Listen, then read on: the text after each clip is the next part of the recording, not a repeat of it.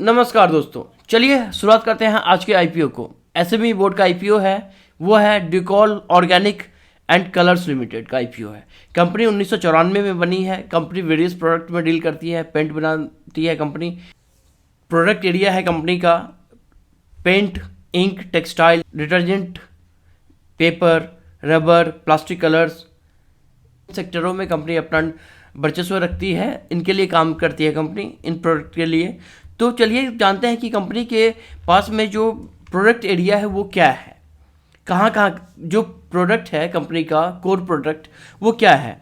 ड्यूटिंट है जो water based dispersion होता है, वो डेकोरेटिव पेंट में काम आता है। ड्यूप्लास्ट है जो प्लास्टिक इंडस्ट्रीज के लिए बनाया जाता है। ड्यूप्रिंट है जो आपके इंक फॉर्मेशन पे प्रिंटिंग इंक जो होता है ना उसके फॉर्मुलेशन में काम आता है। ड्यूटेक्स है जो कि टेक्सटाइल प्रिंटिंग जो होता है उसके लिए काम आता है। डस्पर्स है जो सोप और डिटर्जेंट जो बनाया जाता है उस सेगमेंट में काम आता है। ड्यूप्रालिन है जो पेपर इंडस्ट्रीज के लिए काम आता है। ड्यूप्रेन है जो रबर इंडस्ट्रीज के लिए काम आता है। और ड्यूकेम है जो कि जनरल एप्लीकेशन जो बहुत सारे सेगमेंट में काम होता है उस चीज़ों का। तो कंपनी ये सब बनाती है। और जो मैंने ऊपर आपको बताया था पेपर, प्लास्टिक, सॉल्यूशन, ये सब जो कंपनी है ना इन सेक्टरों में कंपनी अपना प्रोडक्ट को बेचती है, मैन्युफैक्चरिंग करके इनको दे देती है। अब मान लीजिए कि कोई टेक्सटाइल बिजनेस है तो उसको चाहिए प्रिंट करने के लिए, तो कंपनी उनको सप्लाई करेगी अपना प्रोडक्ट को। तो ये है कंपनी का जो फैसिलिटी है, मैन्युफैक्चरिंग फैसिलिटी है वो तलोजा में है और मेहद में है, जहाँ पे आपका 3,500 मीट्रिक टन पर एनम के हिसाब से उनका प्रोडक्शन होता है। और दूसरा जो है वो 2,000 मीट्रिक टन पर एनम का है। और मास्टर बैच जो है इनका वो 10,000 मीट्रिक टन पर एनम का है। तो आपने समझा कि किस किस इंडस्ट्रीज में कंपनी काम कर रही है, कौन कौन कस्टमर है कंपनी के, किस किस इंडस्ट्रीज के लोग इनके कस्टमर हैं।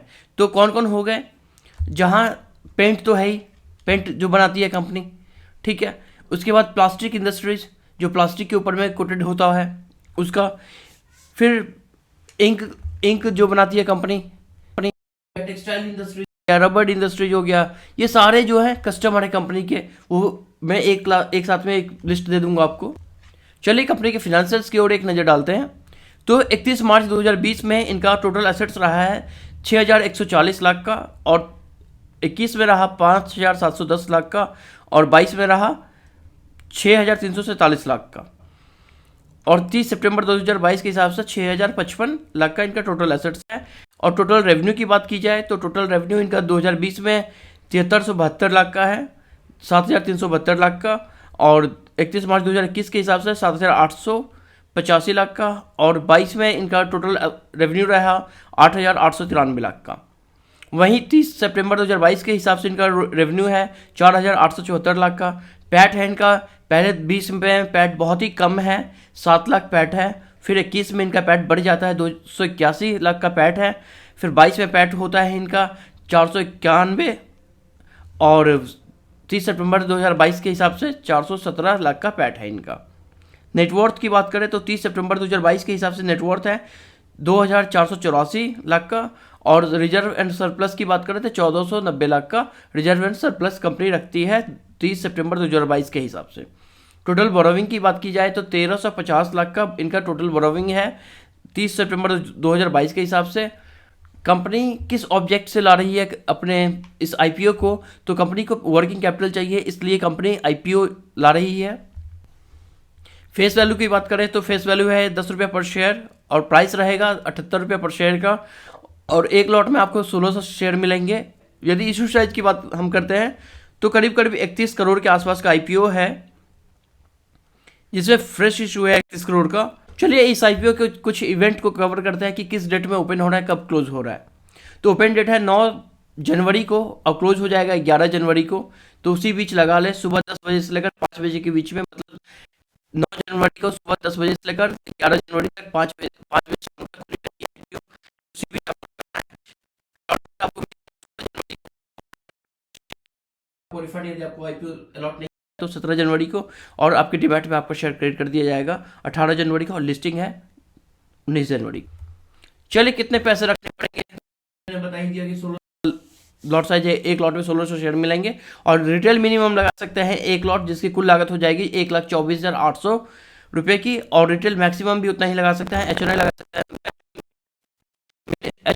हैं मिनिमम 2 लॉट और उसी में 3200 शेयर, जिसकी कुल लागत हो जाएगी 2,49,600। चलिए इसके प्रोमोटर होल्डिंग को बात किया जाए तो देखें हम, प्री इशू होल्डिंग है अभी, जो प्री इशू होल्डिंग है इनका 79.46% का है और पोस्ट इशू हो जाएगा 57.38% का। आपने देखा कि कंपनी किस सेक्टर में काम करती है, सेक्टर बहुत ही बड़ा है कंपनी के पास में। कंपनी कितना डिमांड को फुलफिल कर पाती है वो डिपेंड करता है आपके फिनेंशियल्स के हिसाब से। आपने देखा होगा कि फिनेंशियल्स कैसा है कंपनी का, तो जिस हिसाब से इनका एरिया है ना, एरिया को और भी ग्रो किया जा सकता है। जैसे जैसे दिन बीतेंगे हो सकता है कंपनी के प्लान में कुछ हो, लेकिन फिलहाल के तौर पर मुझे इसके फिनेंशियल्स के हिसाब से और इनका जो प्रोडक्ट एरिया इतना वाइड है, उस हिसाब से कंपनी के फिनेंशियल मेरे को मैच नहीं कर रहे हैं। मतलब और भी अच्छा होना चाहिए था इनका। इनके पास में प्रोडक्ट एरिया बहुत ज़्यादा है और ये ग्रो बहुत अच्छा कर सकते हैं भविष्य में। और फिलहाल के तौर पर इनके फिनेंशियल्स को देखते हुए मुझे बहुत ही अट्रैक्टिव नहीं लग रहा है, लेकिन आप यदि लॉन्ग टर्म तक बने रहना चाहते हैं तो लगा सकते हैं। अदरवाइज लिस्टिंग गेन के हिसाब से मेरे को कोई कुछ समझ में नहीं आ रहा है, तो आप देख लीजिए, क्योंकि पैसा बहुत बहुमूल्य होता है, किसी का पैसा डूबना नहीं चाहिए। अपने विचारों को स्पष्ट करके ही इस आईपीओ में लगाएं।